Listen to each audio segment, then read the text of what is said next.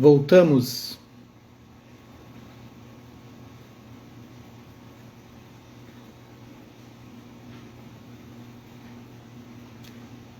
Caiu? Esperar todo mundo voltar. Bom dia a todas de novo. Esse é o Despertando com o Dharma, dia 9. Caiu porque a gente colocou a música Louco por Você, do Caetano, e o Instagram cortou. Porque deve ter direitos, né? Óbvio, tem direitos autorais. Mas, enfim. A gente está à mercê dessas possibilidades que podem acontecer. Então o Instagram cortou, né? Porque eu comecei com a música do Caetano. E tem os direitos autorais ali. Não, mas caiu por causa da música. Então daí a música foi cortada e eles encerraram o Insta. Mas não tem problema. Foi bem no comecinho, agora eu salvo de novo e a gente deixa gravado para todo mundo. Tocou muito tempo. Então tem que tocar só um pouquinho. Então, musiquinha, só para incomodar o Instagram de novo. Então, é Louco por Você, do Caetano Veloso. Então, a gente estava falando aqui, a gente está na página 51, 52 agora. Grandes mestres espirituais, como Buda, aconselham-nos a realizar atos saudáveis e a evitar o envolvimento com atos prejudiciais. Se nossa ação é saudável ou prejudicial, depende de essa ação ou ato ter como origem um estado mental disciplinado ou não disciplinado. A percepção é que uma mente disciplinada leva à felicidade e uma mente não disciplinada leva ao sofrimento. E na realidade, disse que fazer surgir a disciplina no interior da mente é a essência do ensinamento do Buda. Então, disciplina, né, gente? Disciplina para qualquer coisa. A atenção plena, que é o primeiro ponto do caminho óctuplo, é essa atenção que a gente vai tendo com os nossos pensamentos. Então, as pessoas podem achar o budismo, ele é complexo, ele é extremamente complexo, ele é extremamente difícil de entender muitos pontos, mas tem pontos que são básicos, assim. E os pontos básicos levam ao entendimento dessa complexidade. E esse entendimento da complexidade, daí tu não precisa mais de professor, de mestre, de alguém e de livros. Esse entendimento da complexidade vem quando tu está com a tua mente limpa, pura. E ela pura no sentido de observar as coisas que vão surgindo. E a gente não faz isso, a gente acha isso tudo uma bobagem. Vamos falar sério, vocês acham uma bobagem isso. Vão continuar vendo filme ruim, vendo notícia ruim, lendo coisa ruim. Vocês vão continuar vendo essas coisas assim, e pesquisando no Insta, e passando o dedo ali em bobagem, e acha que aquilo, não, mas eu tô me divertindo, é um entretenimento. Não, não é. A verdade é que a gente enche de lixo a nossa mente. E esse lixo que a gente vai enchendo na mente, a gente não faz isso na nossa casa. Eu não abro a porta e aí depois que termina, as sacolinhas de lixo estão cheias assim, né? E os baldinhos e tudo mais, e tu pega aquele baldinho de lixo e sai espalhando pela casa, assim, né? Não. Ou tu descasca alguma coisa e joga no chão, né? Tu não faz isso, né? Pelo menos eu não faço aqui em casa, né? Espero que ninguém faça. Então a gente não faz isso, mas a gente faz isso com a nossa mente. A gente faz isso o tempo todo, a gente fica vendo tudo que é porcaria. E a gente acha que tá tudo bem, só que não tá. Cada vez que eu olho essas coisas ruins, assim, que são lixo para a mente, notícia ruim, fofoca, péssimos livros, péssimos filmes, péssimos noticiários, então nem falar, nem pensar, não dá nem para ver. Mas como você sabe que é coisa ruim? Nesse momento eu estou tornando o solo fértil para brotar coisa ruim. Então não tem como aparecer a ética e a felicidade no meio desse mato, assim. Esse mato não vai crescer coisa boa, não vai florescer, porque o índice é muito mais forte do que uma sementezinha de uma planta que é mais sensível, assim. Não vai nascer. Quando falo de disciplina, então a gente tem que ter essa disciplina da mente, de olhar que está brotando uma semente ruim e tu dizer, eu não quero ter esse pensamento. Isso é o tempo todo. Eu estava agora no banho, hoje de manhã, bem de madrugadinha, né, depois da meditação, então um banho, enfim. E aí surgiu um pensamento que não é bacana, assim. que pode me levar para um caminho pessimista. Na hora de ser esse é um pensamento ruim, não deixa ele brotar. Imediatamente. Aí, entende? É o tempo todo se vigiando. O tempo todo. Quando falo de disciplina, refiro-me à autodisciplina. Não a disciplina que nos é imposta de fora por outros. Isso não é disciplina, isso é autoridade. Além disso, refiro-me à disciplina que é aplicada com o objetivo de superar nossas qualidades negativas. Uma gangue de criminosos pode precisar de disciplina para efetuar um roubo com êxito, mas essa disciplina é inútil. O Dalai Lama parou de falar por um instante e pareceu estar refletindo, organizando os pensamentos.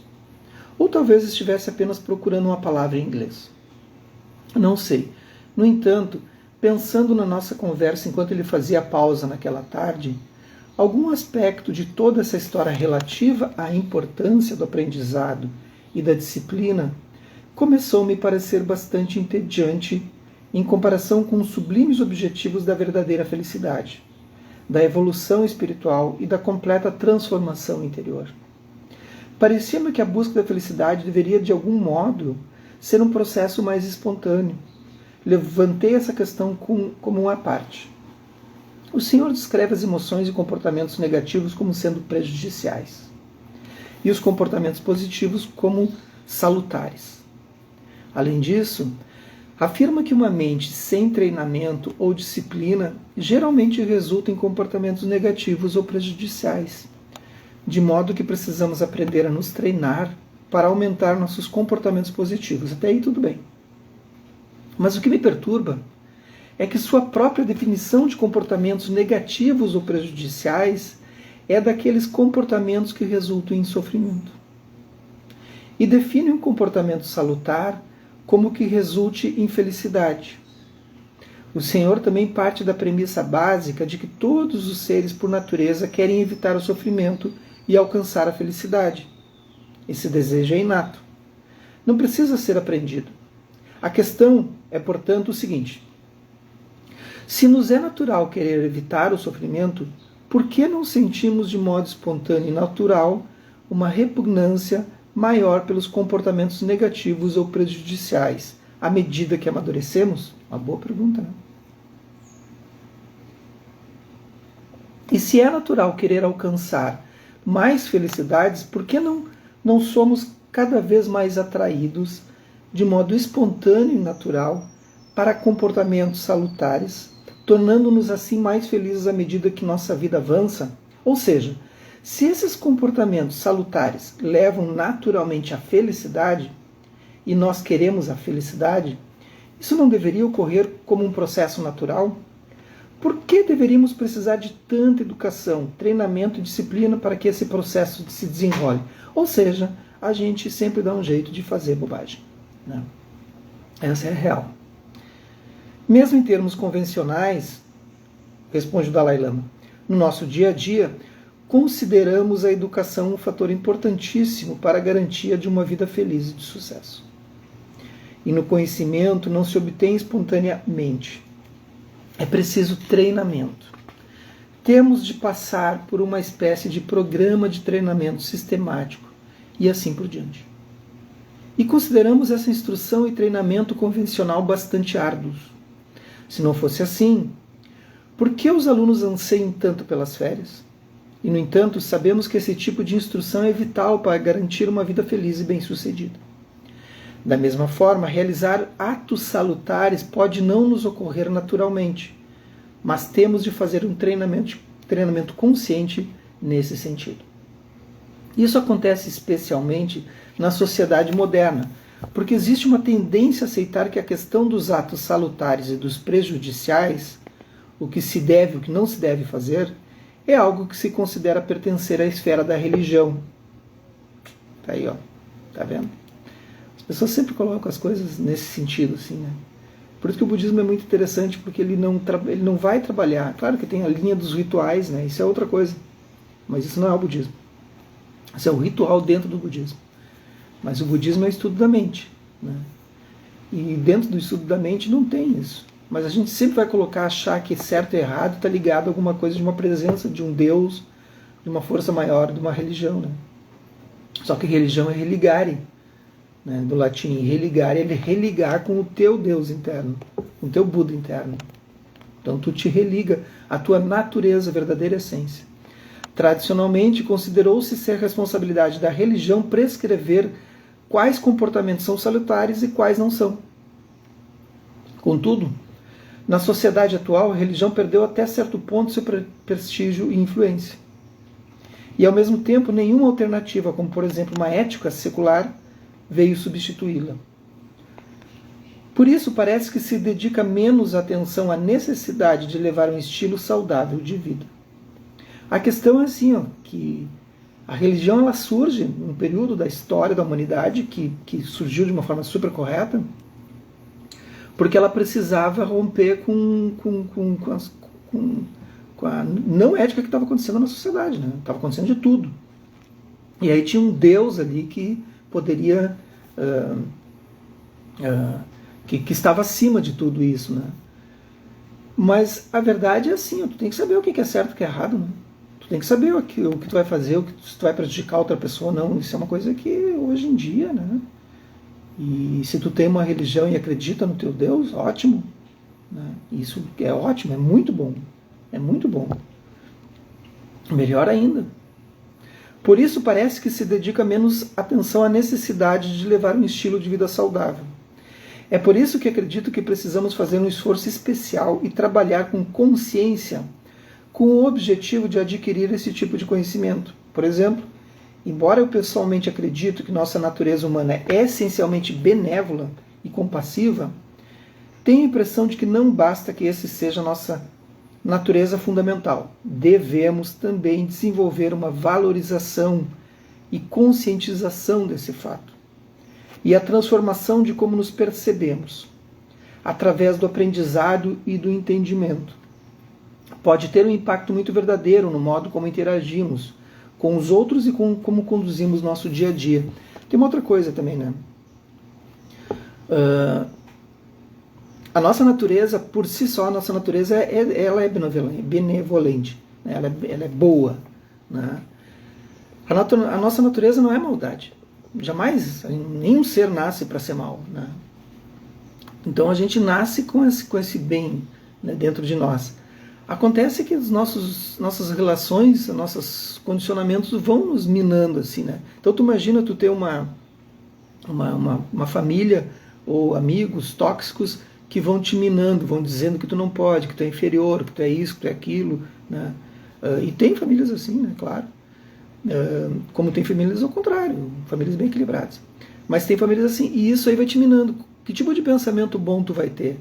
Então, se tu não treinar e perceber esse treinamento da mente, tu nunca vai sair desse casulo, assim, né? Mesmo assim, continua o Howard, o senhor usa a analogia do treinamento e formação acadêmica tradicional. Retruquei, no papel de advogado do diabo. Isso é uma coisa. Porém, se estamos falando de certos comportamentos que o senhor chama de salutares ou positivos, que resultariam na felicidade, e outros comportamentos que resultariam em sofrimento, por que é necessário tanto tempo de aprendizado para identificar quais comportamentos se enquadram em qual categoria, e tanto treinamento para implementar os comportamentos positivos e eliminar os negativos? Ou seja, se alguém põe a mão no fogo, ele se queima. A pessoa recolhe a mão, tendo aprendido que esse comportamento resulta em sofrimento. Não é preciso um longo aprendizado ou treinamento para que ela aprenda a não mais tocar a mão no fogo. E acho que aí essa pergunta desse psiquiatra foi um pouco... meio que burrinha, assim. Porque, não, né? Tu continua errando. Ora, o Dalai Lama vai responder...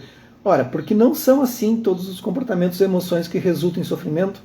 Por exemplo, o senhor alega que a raiva e o ódio são emoções nitidamente negativas. Aí é o Harding. Nitidamente negativas e que acabam levando ao sofrimento dos efeitos danosos da raiva e do ódio para eliminá-los. Como a raiva causa de imediato um estado emocional desagradável, e é sem dúvida fácil de perceber diretamente essa perturbação, por que as pessoas não passam simplesmente a evitá-la no futuro de modo espontâneo e natural? Enquanto o Dalai Lama ouvia atentamente meus argumentos, Seus olhos inteligentes se regalaram um pouco, do tipo, né? Como se ele estivesse levemente surpreso com a ingenuidade das minhas perguntas, ou até mesmo como se as considerassem divertidas. Depois de uma risada vigorosa, cheia de boa vontade, ele respondeu. O Dalai Lama sorri, né? Eu só reviro os olhos. Quando eu reviro os olhos, meu Deus do céu. Então você já sabe. Quando fizer uma pergunta e eu demorar para responder, eu estou revirando os olhos. Quando se diz que o conhecimento conduz à liberdade ou à solução de um problema, é preciso compreender que há muitos níveis diferentes. Digamos, por exemplo, que os seres humanos na Idade da Pedra não sabiam cozinhar a carne, mas mesmo assim tinham a necessidade biológica de consumi-la. Por isso, comiam exatamente como um animal selvagem. À medida que evoluíram, aprenderam a cozinhar, a acrescentar temperos para tornar a comida mais saborosa e depois inventaram pratos mais diversificados.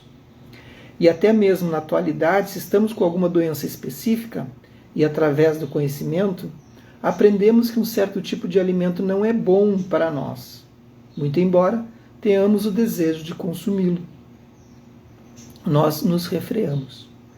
Portanto, está claro que quanto mais sofisticado for o nível de nosso conhecimento, com maior eficácia lideraremos o mundo com o mundo natural. É também preciso julgar as consequências dos nossos comportamentos a longo e a curto prazo, para ponderá-las. Por exemplo, no controle da raiva, apesar de os animais poderem experimentar a raiva, eles não podem entender que a raiva é destrutiva. Vocês acham que o animal, quando ataca um outro animal, eles estão atacando com raiva, eles estão atacando para se defender ou para comer. Não existe raiva ali. A raiva é a gente que olha aquilo e dá o nome de raiva, né? A gente identifica como raiva porque se nós fomos atacados dessa forma, é com raiva. Porque a gente não precisa atacar ninguém para comer ou para se defender, né? Na maioria dos casos, não. No caso dos seres humanos, porém, há um nível diferente, no qual se tem uma espécie de percepção de si mesmo e que permite refletir e observar quando a raiva surge. Ela prejudica a pessoa. Portanto, pode-se concluir que a raiva é destrutiva.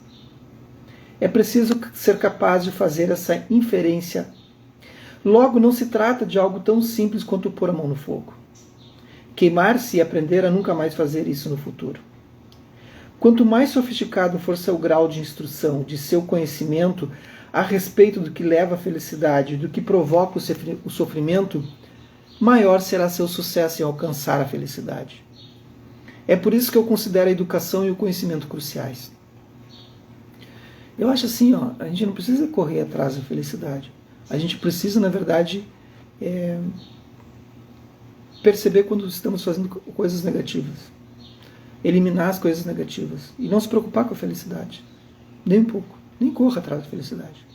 Faça coisas que sejam boas. Ontem, eu e a Carolina, a gente estava ali e, enfim, está todo mundo passando por essa pandemia e a baixa do trabalho e tudo mais, né?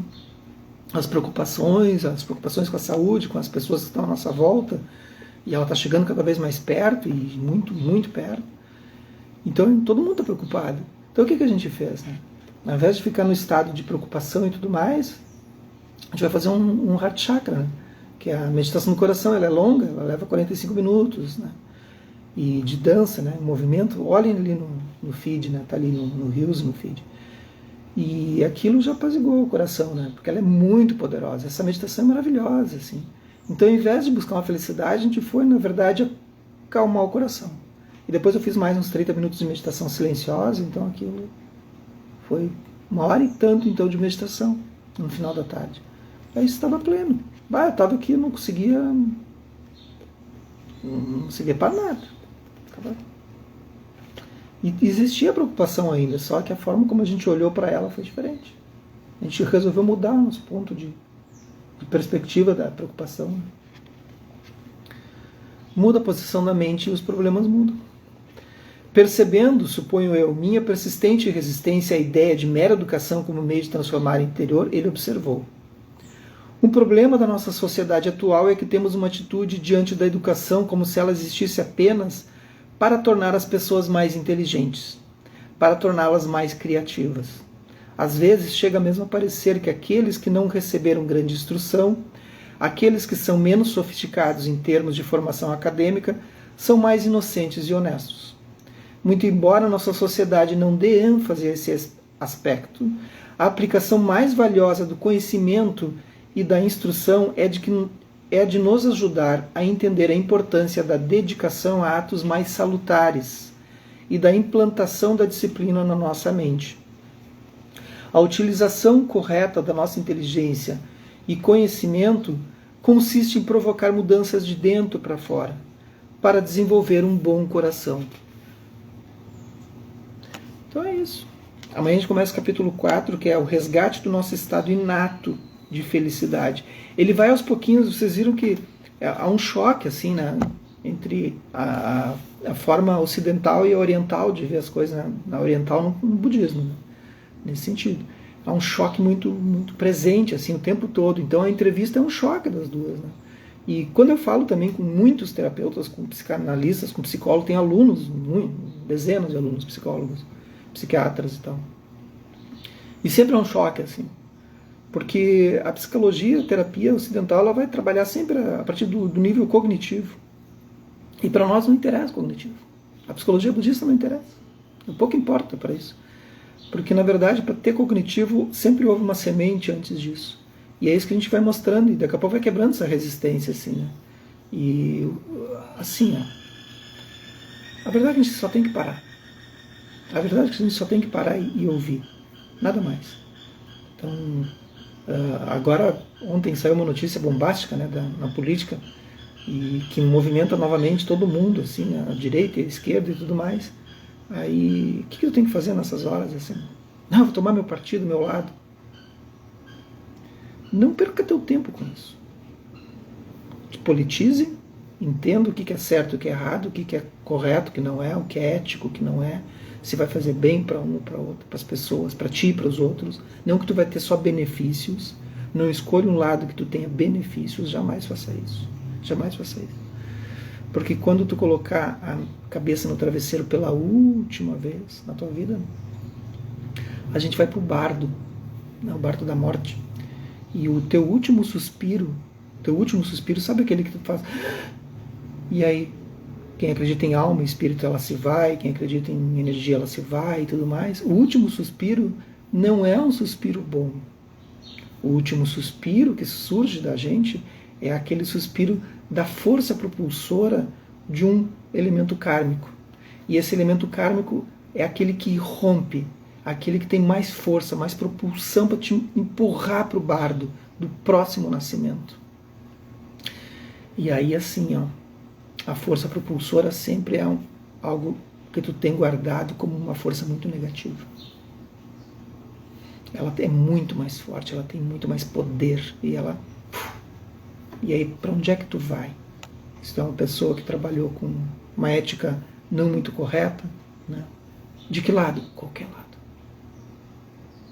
Esquerda, direita, qualquer lado. Então a gente tem que ter uma lucidez de observar isso e perceber. Está errado, está errado. E ter essa consciência. Então tenha essa consciência. Parem de tomar lado. Observem primeiro. Observem. Tenham essa lucidez. Senão vai ser triste. Ok? Lucidez. Que os méritos desse nosso encontro, dessa nossa prática, se expandem e toquem a todos os seres e que nós possamos nos tornar um caminho iluminado. Iluminado é aquele que tem lucidez. Observem. Esse é o momento. Esse é o momento da prática. Está acontecendo agora. Tenham lucidez. Não tomem um partido. Porque na verdade é só uma briga. Com interesses. Apenas. Interesses.